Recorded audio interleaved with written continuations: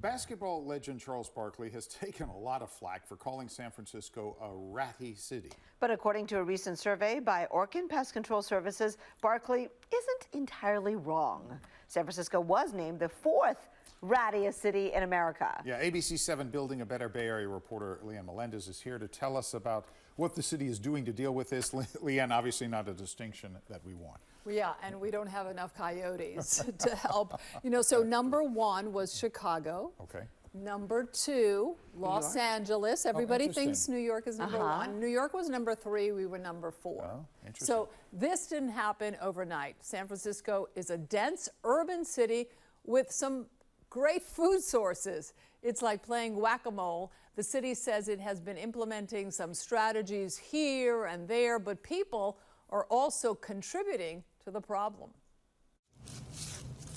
The faint rustling sound coming from nearby bushes only adds to our lurking fears, until it reveals itself.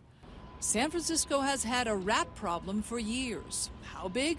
Trying to count the number of rats is really not feasible.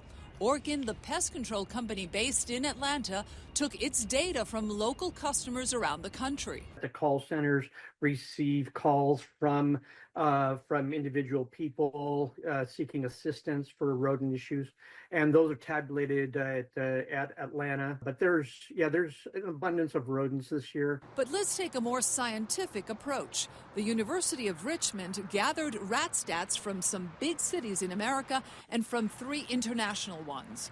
Jonathan Richardson led the research and found that the rat population has expanded around the world. And the things that those rat numbers were tied to are warming climates. So cities that have been warming faster than others also have faster increases in their rat numbers. And cities that have more people also have faster increases in their rat numbers.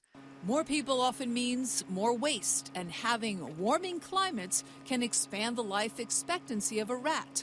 Therefore, more time to mate. They can spend more time feeding and maybe squeeze out another reproductive cycle or two, which would accelerate population growth. The mating season is getting longer because of the weather. Niv Goldman owns Alley Cat, a rodent exclusion company.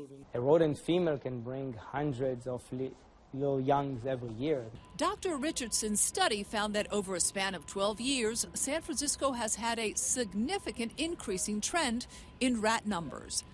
Zach Getchy with the Department of Recreation and Parks has a job worthy of acknowledgement. He's trying to control the rat population at Portsmouth Square in Chinatown with these sausage-looking pellets. How fast do they consume that? I mean, it's normally gone within 2 weeks. Wow. So. And tell us what this does. So this is a rodent birth control. So it should sterilize the rats after consuming it. The bait is meant to disrupt sperm production in males and affects a female's ovaries, making it hard to conceive. San Francisco has been doing this at a few parks since 2019. They have also set traps and used some kind of poison. All of those methods helped reduce the number of burrows, specifically at Portsmouth Square, from 270 to 48. But in the past year, that number has crept up. When you see those burrows, do you think, okay, it's not working the way we want it to work? There is no one perfect magic bullet to get rid of rats. It is doing a lot of things together. It's trapping, it is waste management, making sure garbage is secure. It's cutting back foliage so that they don't have a place to nest. Managing rat populations is more challenging than ever. In 2020, California became the first state to stop using some toxic rat poisons that were unintentionally harming and killing wildlife. And in January 2025, another bill, AB 2552, went into effect banning even more poisons. Dr. Richardson says that's the humane thing to do, but sees a downside to the law. There's also some drawbacks in terms of removing some of the tools that may be available for cities or for private pest management operators to be able to use in certain situations. Rodents are very agile. They can go underground and they can hide. The solution is control. This burrow had a discarded bag of some sort of snack. They'll normally have 2 holes, an escape hatch, and the one that they go in and out normally.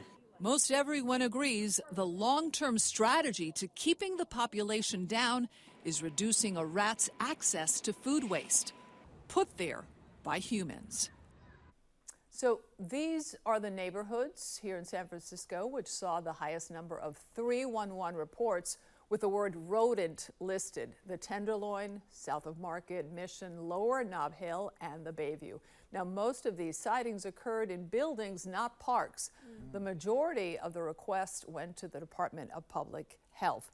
Now, I see garbage on the ground, and now I have a completely different outlook. It's a food source. Yeah.